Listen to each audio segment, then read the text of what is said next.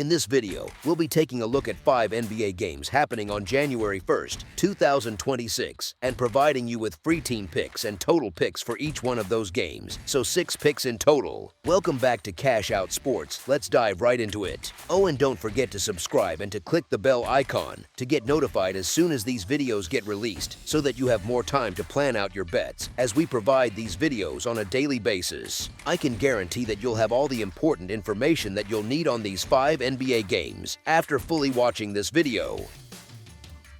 One more thing before we start: if you would like to gain access to our best exclusive sports picks to take your journey to the next level, then check out our Patreon in the link down below, where we offer our best single picks, parlay picks, and much more. Now let's get started. Houston Rockets versus Brooklyn Nets. Houston could be short-handed here, with Tari Eason, Clint Capella, Alperen Sengun, and Steven Adams all listed as questionable on the latest report. Brooklyn has already ruled out Igor Demon, while Terrence Mann and Michael Porter Jr. are both sitting in that uncomfortable questionable bucket. Durant and company have actually steadied things pretty nicely during Sengun's absence, and suddenly the Rockets are riding a 3-game win streak. Their most recent win came against the Indiana Pacers, and even though Houston failed to cover in that one, they will absolutely live with the straight-up result. Sengun being out leaves a clear gap in the middle that Steven Adams has tried to patch, but with Adams now also questionable, that safety net might vanish right when they need size the most. With Tari Eason and Clint Capella also on the list, there is a real chance the Rockets end up surprisingly small in this matchup, which is not how we usually picture this roster. On the other side, even with that recent loss to Golden State, Brooklyn has been quietly fun to watch over the last couple of weeks. They have reshaped themselves into a legitimately elite defensive group, which is pretty rare in a league where most teams are perfectly happy trading jumpers for 48 minutes. Over their last 10 games, they are sitting on the best defensive efficiency mark in the league, giving up only 105.6 points per 100 possessions, which is a serious number. Michael Porter Jr. is thriving as their go-to scorer, stretching defenses as a primary option, and the recent return of Cam Thomas adds another scoring jolt that helps them avoid those ugly droughts that used to bury them. Houston fought through a rough patch at the start of December, but now they are back on another win streak and come into this one fresh off that solid win over the Pacers. Brooklyn spent a couple of weeks flying under the radar while the wins started stacking up, and running into a red-hot Boston team in their last outing was always going to be a rough assignment. These teams met at the very beginning of the season, and the Rockets absolutely ran them off the floor in a 137-109 result, so it makes sense that the market respects Houston and opened them as heavy favorites. The thing is, this Nets team is playing much better basketball now than it was back then, especially on the defensive end. Houston is still the better team overall and clearly has blowout potential, as they already showed in that October meeting. The problem is that, despite all the winning, the Rockets are just 3-7-0 against the spread over their last 10 games, which tells you the market has been a bit too enthusiastic about them lately. Brooklyn, by contrast, has been quietly punching above expectations, finding ways to hang around, and they have covered 7 of their last 10. On top of that, 8 of the Rockets' 10 losses this season have come on the road, which does not exactly scream trustworthiness when you are laying a big number. Honestly, unless there is some key angle hiding in plain sight, it is hard to understand why Houston is being asked to cover a double-digit spread here. They are walking into a matchup with a tough, defense-first Nets group, and scoring should not come easy, even for a fired-up Kevin Durant in a spot that is framed like a revenge-type meeting against an old team. This line feels a little too inflated, almost like it is pricing the early season blowout instead of the current versions of these two squads. One team is regularly cashing tickets, the other is not, and that matters to anyone holding a slip. As our first pick for this matchup, the Brooklyn Nets to cover the spread as underdogs is our full game side pick. The Houston Rockets are averaging 120.6 points on 48.7% shooting and allowing 112.7 points on 46.2% shooting. The Houston Rockets are shooting 40% from beyond the arc and 78.2% from the free throw line. The Houston Rockets are allowing 35.3% shooting from deep and are grabbing 48.7 rebounds per game. The Brooklyn Nets are averaging 109.1 points on 44.7% shooting and allowing 114.2 points on 48.6% shooting. The Brooklyn Nets are shooting 34.5% from beyond the arc and 78.4% from the free throw line. The Brooklyn Nets are allowing 37.4% shooting from deep and are grabbing 40.7 rebounds per game. So you have a Houston team that scores efficiently, especially from three, and does a solid job on the glass, facing a Brooklyn group whose season-long numbers show a weaker offense and a defense that, statistically, has given up plenty of efficient looks. At first glance, that kind of contrast might suggest a high-scoring game, but the recent identity of the Nets leans more toward slower, grind-heavy possessions, with their defense dragging totals down compared to what these averages might imply. If Houston is missing some of those bigger bodies, that can cut both ways for the total. On one hand, less size can mean more small ball lineups, more pace, and more three-point attempts, which usually helps an over. On the other hand, losing reliable finishers and rebounders in the front court can disrupt offensive rhythm, limit second-chance opportunities, and nudge a game toward a lower scoring, choppier style, especially against a locked-in defense. Given Houston's strong scoring profile but shaky health, and Brooklyn's season-long defensive numbers contrasted with their recent surge on that end, this setup leans toward a game where points are harder to come by than the raw averages might suggest. You can still see stretches where the Rockets get hot from deep, but over the full 48 minutes, the combination of possible Houston absences, the Nets' defensive focus, and their tendency to play in the half-court makes a slightly suppressed total feel more realistic. As our second pick for this matchup, under the projected total is our full game total pick. Miami Heat versus Detroit Pistons. Miami is still missing Tyler Herro and Pelle Larsson, and Simone Fontecchio is sitting on the questionable list, while Detroit has already ruled out Tobias Harris and Karis LeVert for this one. That is a lot of wing and scoring talent either out or up in the air, which can tilt the feel of a game even before the ball goes up. The Heat have suddenly woken up with 3 strong wins in a row, and that blowout of the Nuggets on Monday was the kind of result that can jolt a locker room back to life. When a team handles a contender like that, the confidence bump is real, and you can almost feel everyone walking a little taller on the road trip. At the same time, the Pistons roll into this matchup as one of the hotter teams around after cruising past the Lakers in an easy win on Tuesday, so the good vibes are not one-sided here. Miami absolutely has upset potential if they can bottle anything close to that Monday performance. The catch is those showings have been scattered this season, more flashes than a steady pattern, which makes them a little tricky to trust night to night. Detroit, on the other hand, has been one of the more consistent groups since the start of the season, not perfect, but steady in how they show up and how they handle their business at home. In a spot with a short number on their own floor, that kind of reliability matters, especially when you factor in how much easier it is for role players to keep their rhythm in a familiar building. So even with Miami's upside lurking in the background, the more reasonable expectation is that the Pistons lean on their consistency, protect home court, and find a way to win by enough to get you paid on this small spread. As our second pick for this matchup, the Detroit Pistons to win and cover the spread as favorites is our full game side pick.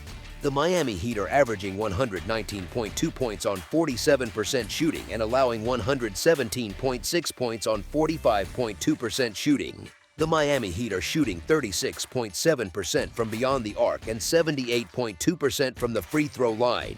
The Miami Heat are allowing 34.5% shooting from deep and are grabbing 45.4 rebounds per game. The Detroit Pistons are averaging 118.8 points on 47.8% shooting and allowing 112.9 points on 44.5% shooting. The Detroit Pistons are shooting 34.7% from beyond the arc and 74.4% from the free throw line.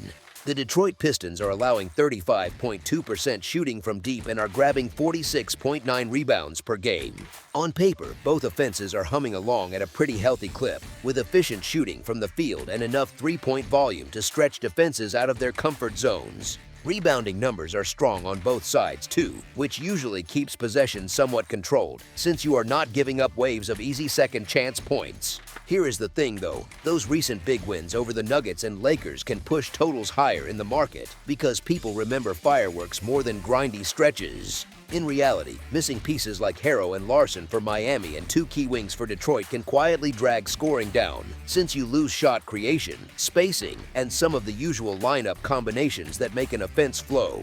When rotations get a little patched together, pace often slows, there is more half-court play, and you see a few more empty trips, even if the headline averages look explosive. So while both teams are fully capable of putting up big numbers on a given night, the combination of short-handed backcourts, solid rebounding, and the natural tendency for energy to dip a bit on the second or third strong performance in a week tilts this matchup toward a slightly lower scoring environment than those season averages might suggest. You can still imagine a few fun scoring runs on each side, but stretched across 4 quarters, it feels more likely that the total lands under a number that has been set with all that recent offensive noise in mind. As our second pick for this matchup, under the projected total is our full game total pick.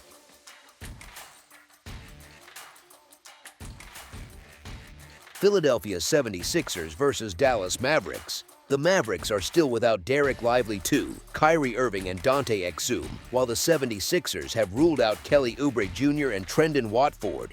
That is a lot of firepower missing on both sides, and it puts even more pressure on the stars who are actually available to set the tone.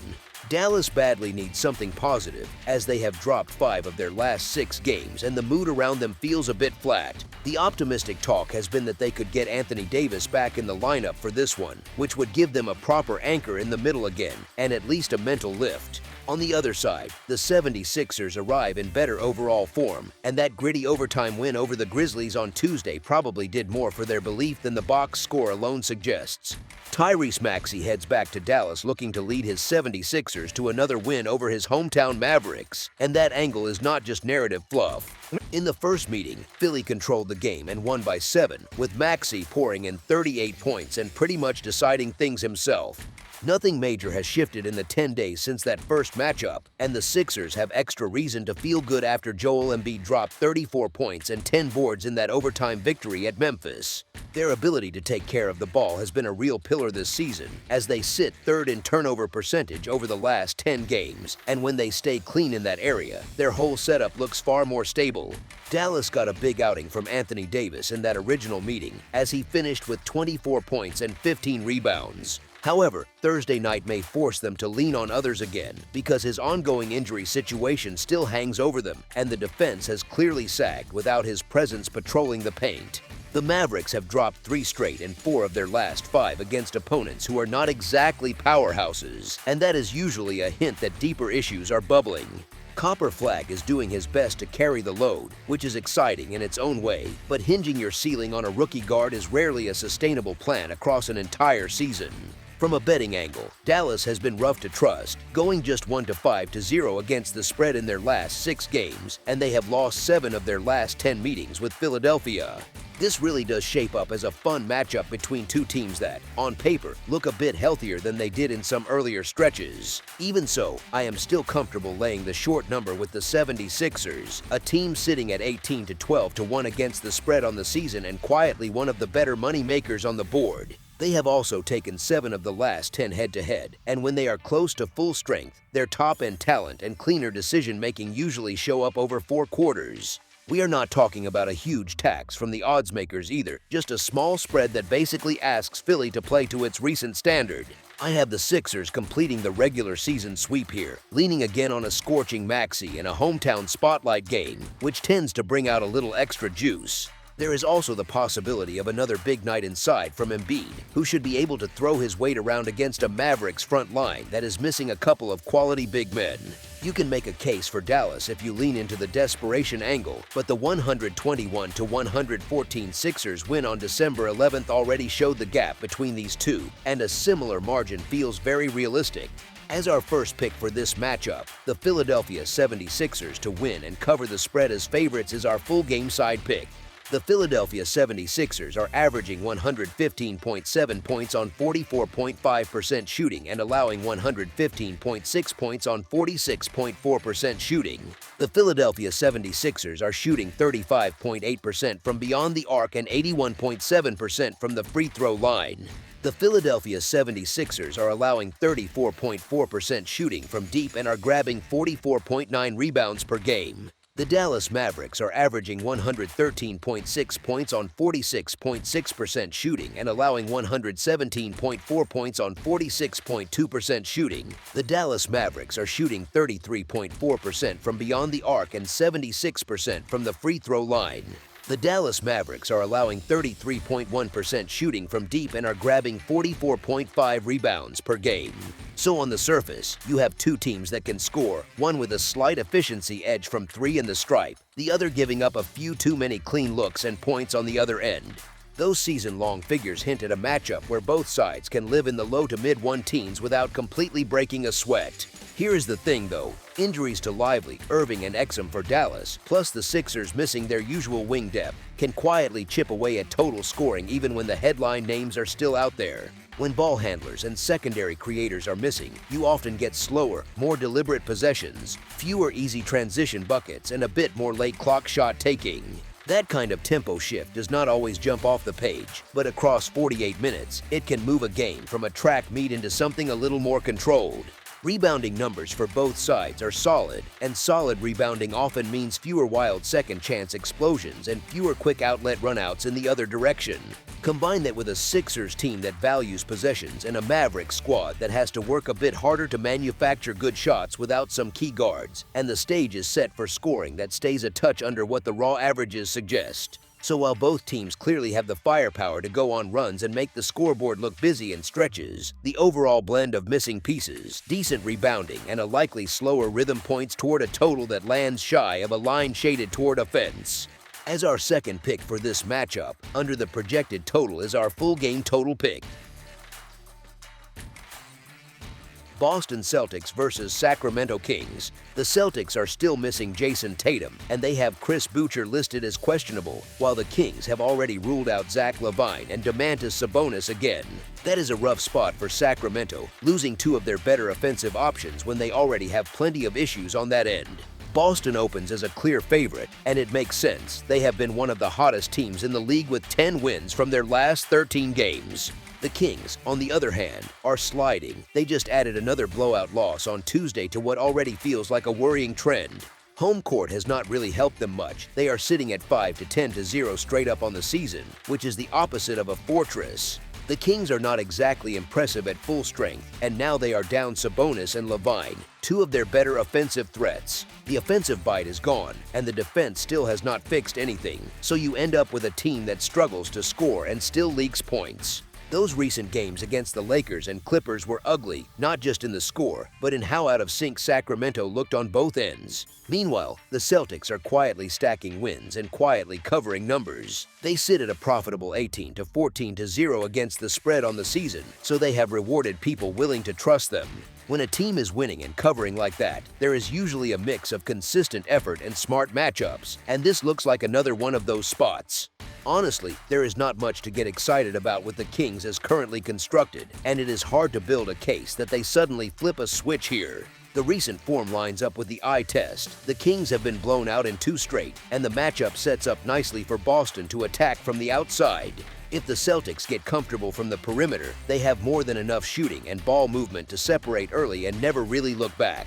So the most natural read is that the Kings' skid continues, and Boston uses that hot stretch of form to win this one comfortably on the road. As our first pick for this matchup, the Boston Celtics to win and cover the spread as favorites is our full game side pick. The Boston Celtics are averaging 116.5 points on 47.2% shooting and allowing 110.5 points on 44.8% shooting. The Boston Celtics are shooting 36.4% from beyond the arc and 78.5% from the free throw line. The Boston Celtics are allowing 37% shooting from deep and are grabbing 43.9 rebounds per game. The Sacramento Kings are averaging 111.7 points on 46.3% shooting and allowing 122.1 points on 49.7% shooting. The Sacramento Kings are shooting 34.9% from beyond the arc and 75.6% from the free throw line.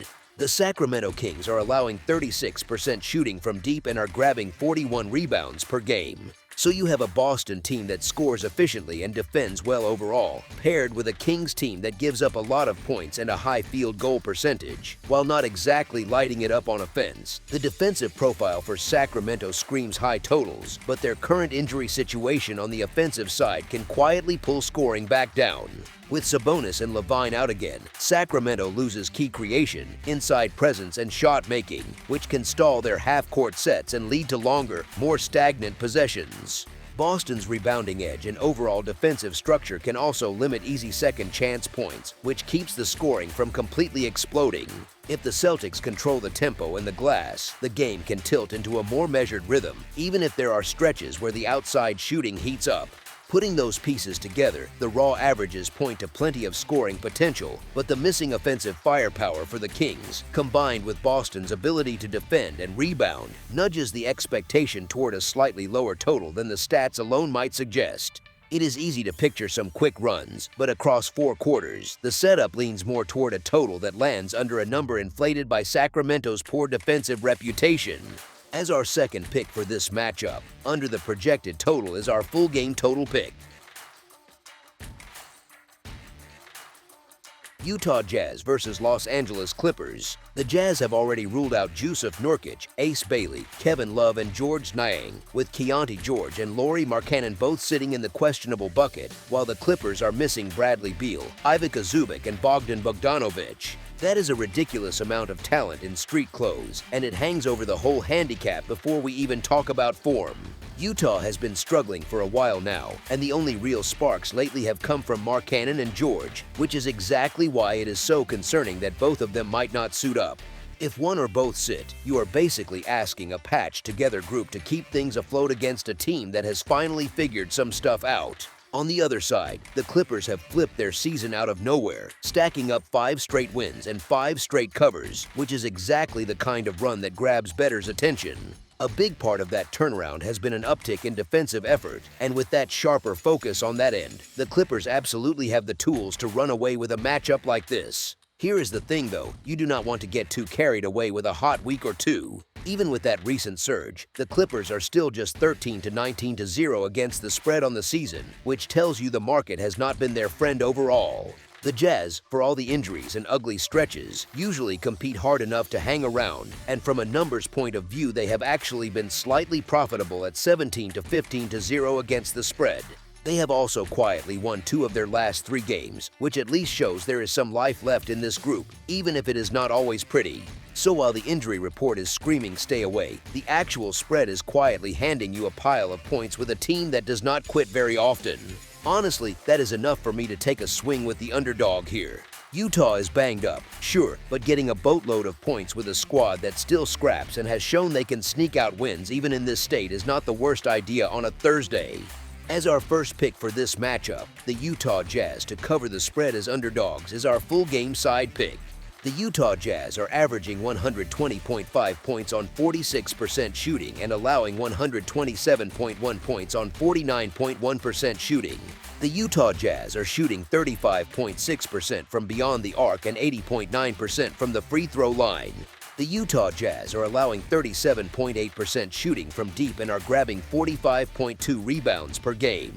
The Los Angeles Clippers are averaging 111.5 points on 47.2% shooting and allowing 114.8 points on 47.4% shooting. The Los Angeles Clippers are shooting 36.6% from beyond the arc and 83.9% from the free throw line. The Los Angeles Clippers are allowing 37.6% shooting from deep and are grabbing 40.5 rebounds per game. So, on paper, Utah lives in track meets, scoring a ton while giving up even more, and the Clippers sit in that middle ground where they are efficient enough on offense but leak just enough on defense to keep things interesting.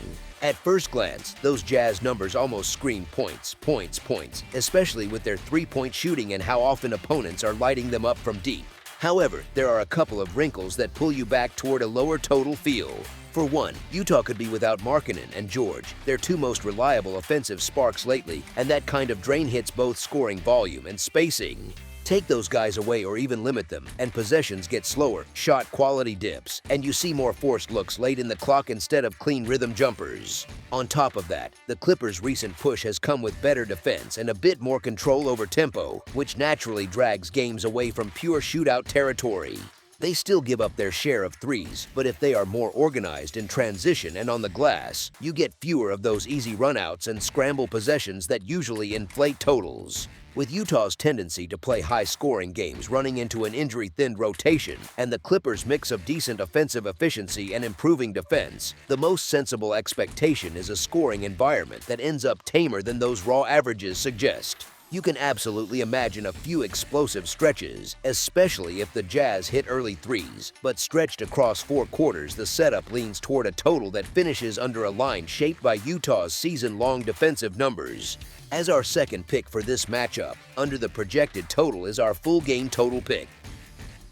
That's all for now, so if you have any other games you would like reviewed, then leave a comment down below with the game you would like analyzed, subscribe to our channel, leave a like on this video, and we'll get to it as soon as we possibly can. We would also love to hear your opinion on the picks presented to you in this video, whether you agree or disagree with them, so leave a comment down below and do let us know.